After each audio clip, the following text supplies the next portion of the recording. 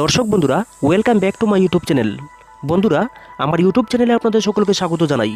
তো চলুন বিভিন্ন স্বনামধন্য পত্র পত্রিকায় প্রকাশিত কয়েকটি বিশেষ খবর দেখে নেওয়া যাক। রাষ্ট্রীয় কোণে প্রকাশিত বিশেষ খবরটি হল, ইভিএম ভিভিপ্যাট যাচাইয়ে ফেল করলে ভোট বন্ধ তৎক্ষণাৎ। ইভিএমে একজন ভোটার যে প্রতীকে ভোট দিলেন, ভিভিপ্যাটে তার ঠিক প্রতিফলন হয়নি। এই অভিযোগ পাওয়া মাত্রই প্রিসাইডিং অফিসারকে উপযুক্ত ব্যবস্থা নিতে হবে। নির্বাচন পরিচালনার জন্য প্রিসাইডিং অফিসারদের যে নির্দেশিকা পুস্তিকা দেওয়া হয়েছে, তাতে বিষয়টি জানানো হয়েছে বিস্তারিতভাবে। ভোটকর্মীদের প্রশিক্ষণের সময়ও তা বলা হয়েছে। এই ধরনের অভিযোগ উঠলে ভোটারকে সেটি লিখিতভাবেই জানাতে বলবেন ওই অফিসার। তারপর প্রার্থী বা তার এজেন্টের উপস্থিতিতে সংশ্লিষ্ট ইভিএমে পরীক্ষামূলকভাবে ভোট নিয়ে ভিভিপ্যাট যাচাই করে নেওয়া হবে। তখন ভিভিপ্যাট ফেল করলে বন্ধ রাখতে হবে ভোট গ্রহণ প্রক্রিয়া। পুরো বিষয়টিতে রিটার্নিং অফিসারের নির্দেশ মতো পরবর্তী ব্যবস্থা নিতে হবে। কিন্তু পরীক্ষামূলকভাবে গৃহীত ভোটে ভিভিপ্যাট পাস করলে সংশ্লিষ্ট অভিযোগগুলি বাতিল বলে গণ্য হবে এবং ভোট গ্রহণ প্রক্রিয়া চলবে যথারীতি। পরীক্ষামূলকভাবে নেওয়া ভোটের জন্য কি করণীয়?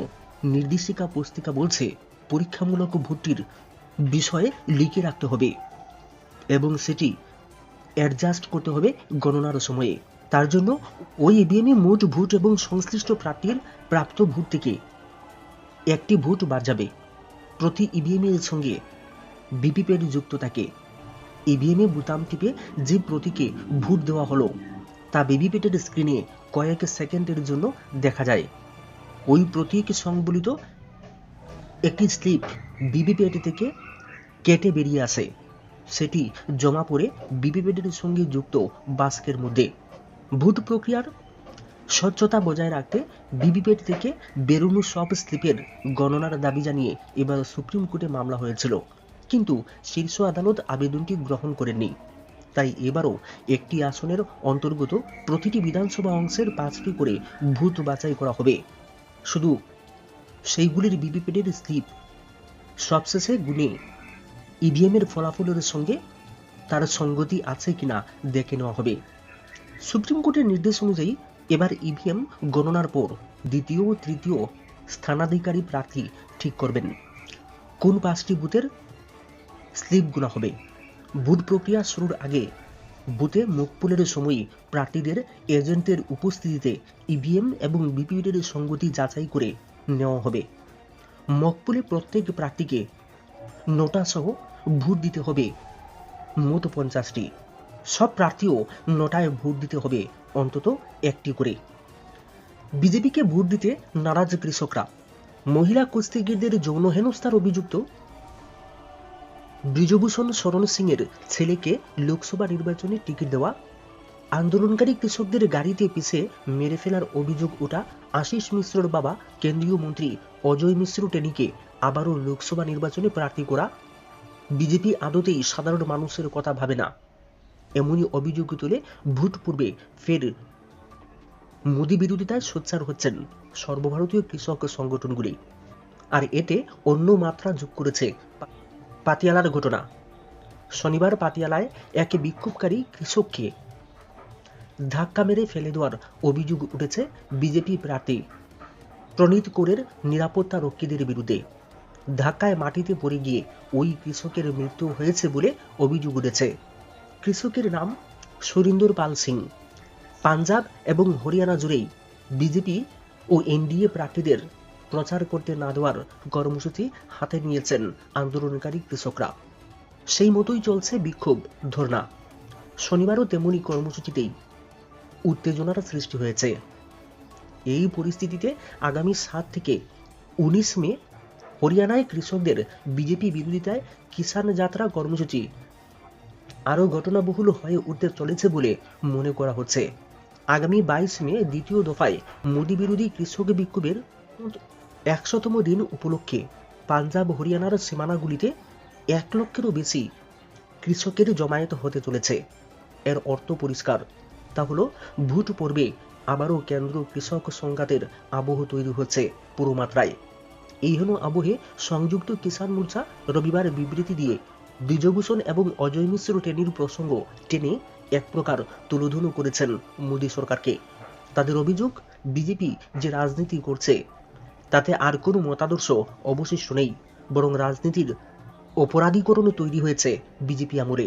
লোকসভা নির্বাচনে বিজেপিকে শাস্তি না দিলে এবার মহিলাদের সম্ভ্রম আর রক্ষা করা যাবে না। গ্রামাঞ্চলে বিজেপি বিরোধী প্রচার আরও জোরদার করছে কিষাণ মোর্চা। এদিন তা ঘোষণা করা হয়েছে। ভিক্ষিকুনে গঠিত হবে সিট। কলকাতা থেকে গ্রেফতার বীরচন্দ্র, জালে উমা। আগরতলা থেকে কলকাতা দুর্গাপ্রসন্ন দেবের হত্যাকারীদের গ্রেফতার করতে জাল বিস্তার করেছিল তদন্তকারী পুলিশ। শেষ পর্যন্ত আসে প্রাথমিক সাফল্য। রবিবার রাতে কলকাতার মুকুন্দপুর থেকে পুলিশ গ্রেফতার করে বীরচন্দ্র ঘোষকে।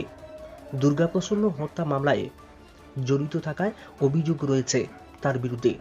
বীরচন্দ্র ঘোষ ওসাবাজার ছিনাইহাটি অঞ্চলের বাসিন্দা। সোমবার দুপুরের বিমানে তদন্তকারী পুলিশ বীরচন্দ্রকে কলকাতা থেকে আগরতলায় নিয়ে এসেছেন।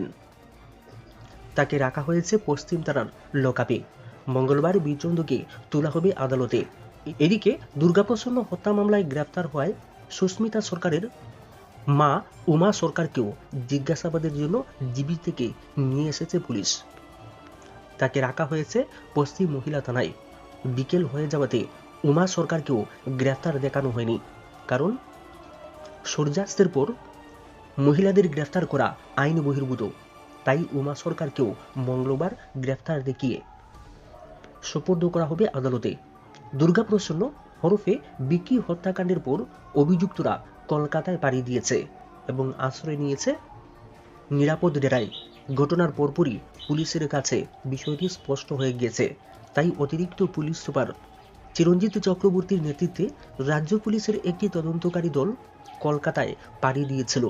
পুলিশ রাজু বর্মন, অমিত ঘোষদের বেশ কিছু নিরাপদ ডেরায় অভিযান চালিয়েছিল, কিন্তু তাতে সফল হয়নি। পুলিশের অভিযানে আভাস পেয়ে তারা পালিয়ে গিয়েছেন গোপন আস্তানায়।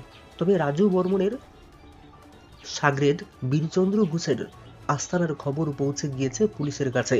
শেষ পর্যন্ত কলকাতা পুলিশের সাহায্য নিয়ে বীরচন্দ্রকে গ্রেফতার করেছে। দুর্গাপ্রসন্ন হত্যার সঙ্গে বীরচন্দ্র ঘোষ ওতপ্রোতভাবে জড়িত। পুলিশের প্রাথমিক জিজ্ঞাসাবাদে বীরচন্দ্র বেশ কিছু গুরুত্বপূর্ণ তথ্য দিয়েছে। এই সমস্ত তথ্য দুর্গাপ্রসন্ন হত্যা মামলার সঙ্গে সম্পৃক্ততা রয়েছে। পুলিশ সদর দপ্তর সূত্রের খবর, রাজ্য পুলিশের একটি টিম বীরচন্দ্র ঘোষকে নিয়ে রাজ্যে চলে এসেছে, কিন্তু আরও একটি টিম অবস্থান করছে কলকাতায়। তারা স্থানীয় পুলিশকে সঙ্গে নিয়ে অমিত ঘোষের বাগুইহাটি ফ্ল্যাটে অভিযান চালাবে বলেও খবর। অমিত ঘোষের আশ্রয়ী আছে রাজু বর্মন, বিমান দাস, রাকেশ বর্মন, দেবব্রত বর্মন। অমিত ঘোষ তাদেরকে এক এক দিন এক এক জায়গাতে নিরাপদে থাকার ব্যবস্থা করে দিয়েছে বলে দাবি তদন্তকারী পুলিশের। তাই অমিত ঘোষকেও জালে তোলার জন্য চেষ্টা করছে পুলিশ। দুর্গাপ্রসন্ন হত্যাকাণ্ডের পেছনে অনেক লম্বা চেইন রয়েছে বলে দাবি করছেন তদন্তকারী পুলিশ। কাজ করেছে বেশ কিছু মস্তিষ্ক। দুর্গাপ্রসন্ন দেবের অন্যান্য শত্রুরাও রাজু বর্মনের সঙ্গে হাতে হাত মিলিয়েছে এবং দুর্গাকে পৃথিবী থেকে সরানোর জন্য নীল নকশা তৈরি করেছে। ভারতরত্ন সংঘের পুরনো কমিটির অনেক লোকজন প্রত্যক্ষ পরোক্ষভাবে ভিকি খুনের সঙ্গে জড়িত রয়েছে। তারা সবাই রাজু বর্মন গোষ্ঠী। তৎকালীন সময়ে রাজুই ছিল ভারতরত্ন সংঘের সম্পাদক এবং সভাপতি ছিলেন ধৃত প্রদ্যুৎধর চৌধুরী। খবর অনুযায়ী আগামী কয়েকদিনের মধ্যে ভিকি হত্যাকাণ্ডের জাল গুটিয়ে আনতে পারে পুলিশ, গঠন করতে পারে স্পেশাল ইনভেস্টিগেশন টিম বা সিট। এদিকে সোমবার আগরতলা ক্লাব ফোরাম কর্তৃপক্ষ দুর্গাপ্রসন্ন হত্যাকাণ্ডের তীব্র প্রতিবাদ জানিয়েছে এবং দোষীদের আইন অনুযায়ী কঠোর শাস্তির দাবি জানিয়েছেন। স্থানীয় লোকজন স্পষ্টভাবে জানিয়ে দিয়েছে, রাজু বর্মন ও তার লোকজনকে কোনোভাবেই এলাকায় প্রবেশ করতে দেওয়া হবে না। এলাকার অবস্থা এমন এক জায়গাতে গিয়ে পৌঁছেছে, যে কোনো সময় উত্তেজিত জনতা রাজু বর্মনের ওসাবাজার বাড়ি সহ রাধানগরের অট্টালিকাতে হামলা চালাতে পারে। এই আশঙ্কা খোদ পুলিশের।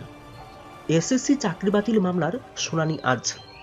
সুপ্রিম কোর্টে পিছিয়ে গেল পশ্চিমবঙ্গের স্কুল সার্ভিস কমিশনে প্রায় 26,000 শিক্ষকের চাকরি বাতিলের মামলা। একাধিকবার সময় পিছিয়ে গিয়েও সোমবার শুনানি হলোই না এই মামলার।